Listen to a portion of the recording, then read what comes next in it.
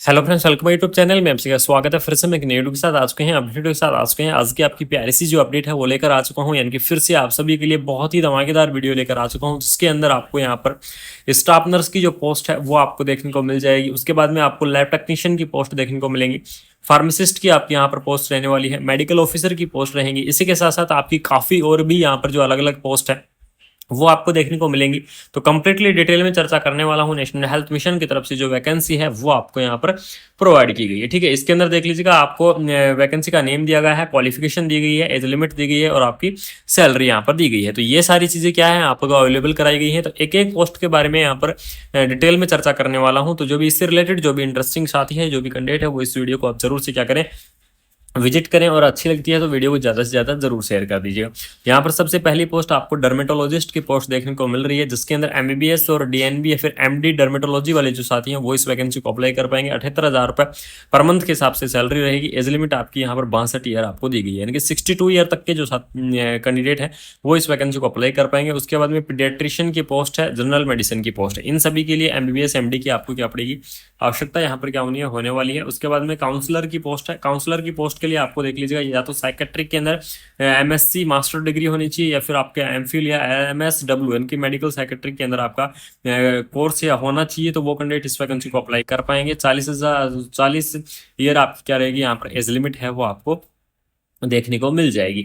उसके बाद में यहाँ पर आरबीएस के नर्स की जो टीम है वो आपको दी गई है, जिसके अंदर कौन कौन कैंडिडेट इस वैकेंसी को अप्लाई कर पाएंगे ये आप देख लीजिएगा। सबसे इंटरेस्टिंग चीज आपकी यहाँ पर रहने वाली है। तो इस नर्स की पोस्ट के लिए आपको यहाँ पर जो एएनएम साथी हैं वो इस वैकेंसी को अप्लाई कर पाएंगे, जीएनएम साथी हैं वो भी इस वैकेंसी को अप्लाई कर पाएंगे, बीएससी साथी हैं वो भी इस वैकेंसी को अप्लाई कर पाएंगे, पोस्ट बीएससी नर्सिंग कैंडिडेट भी वैकेंसी को अप्लाई कर पाएंगे। अगर इंटरेस्टिंग है तो मास्टर डिग्री यानी कि एमएससी नर्सिंग कैंडिडेट भी क्या कर सकते हैं, इस वैकेंसीज को आप यहाँ पर अप्लाई कर सकते हैं। एज लिमिट आपको यहाँ पर नर्स की जो एज लिमिट है वो आपको 40 ईयर देखने को मिलेगी, यानी कि 40 ईयर तक के जो कैंडिडेट है वो इस वैकेंसी को क्या कर पाएंगे, यहाँ पर अप्लाई कर पाएंगे। और ये आपके लिए सबसे इंटरेस्टिंग और बड़ी अपॉर्चुनिटी आपको देखने को मिलेगी। उसके बाद में लैब टेक्नीशियन की पोस्ट आपको दी गई है। लैब टेक्नीशियन की पोस्ट के लिए आपके पास सबसे पहले 12th पास होनी चाहिए साइंस के साथ। ये एक चीज बिल्कुल ध्यान रखना, 12th पास साइंस के साथ होनी चाहिए। उसके बाद में आपके पास अगर बीएससी एमएलटी या फिर डीएमएलटी कोर्स है तो आप क्या करेंगे, इस वैकेंसीज को अप्लाई कर सकते हैं। इसमें आपको 40 ईयर एज लिमिट दी गई है, यानी कि 40 ईयर तक के जो कैंडिडेट हैं वो इस वैकेंसीज को यहाँ पर अप्लाई कर सकते हैं। उसके बाद में डेंटल हाइजीनिस्ट की पोस्ट है। डेंटल हाइजीनिस्ट के लिए आपको यहाँ पर डेंटल हाइजीनिस्ट के अंदर डिग्री या डिप्लोमा चाहिएगा। फिजियोथेरेपिस्ट की आपको पोस्ट दी गई है।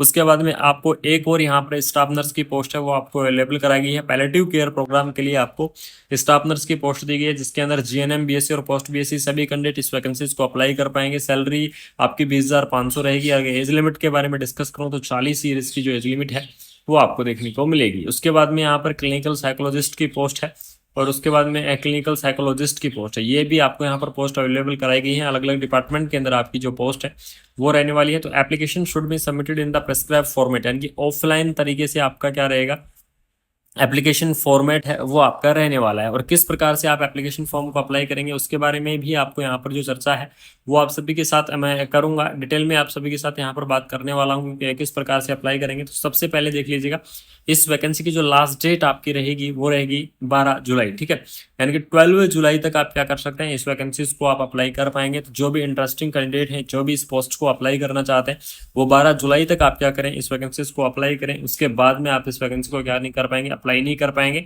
और यहाँ पर आपको प्रेस्क्राइब फॉर्मेट आपको अवेलेबल कराया गया है, यानी कि एप्लीकेशन फॉर्म का जो फॉर्मेट है वो आपको यहाँ पर अवेलेबल कराया गया है। उस फॉर्मेट के ऊपर भी ही आपको फिलअप करना होगा, और उसी के आधार पर आपको क्या करना होगा, एप्लीकेशन फॉर्म को आपको फिलअप करना होगा। इसके अंदर देख लीजिएगा, सेल्फ अटेस्टेड फोटोकॉपी जो the education qualification and certificate, अगर एक्सपीरियंस है, proof ID, original certificate presenting on the interview, यानी कि इंटरव्यू के टाइम पर ही आपको सारी चीजें हैं वो आपको लेके जानी है। ठीक है, आपका क्या होगा, यहाँ पर आपका छोटा सा इंटरव्यू होगा। इंटरव्यू के आधार पर ही आपका होगा। तो जिस दिन आपका इंटरव्यू होगा उस दिन आपको रिज्यूम लेके जाना है। सबसे मोस्ट और इम्पोर्टेंट चीज आपको बता दूं, रिज्यूम आपको लेके जाना है। रिज्यूम के साथ साथ आपको अपने जितने भी डॉक्यूमेंट्स हैं, चाहे आपने नर्सिंग के अंदर डिग्री किया हो या फिर डिप्लोमा किया हो, जितने भी आपने कोर्स हैं वो सभी कोर्स, जितने भी आपके मार्कशीट्स हैं प्रोविजनल है, वो सारी चीज़ आपको साथ लेके जानी है। नर्सिंग के अंदर 10th 12th की मार्कशीट, आधार कार्ड, पैन कार्ड, ये सारी चीज़ आपको लेके जानी है। ओरिजिनल भी आपको लेके जानी है और आपकी फोटोकॉपी सेट भी आपको लेके जाना है। ये दोनों चीज़ आप ध्यान रखें,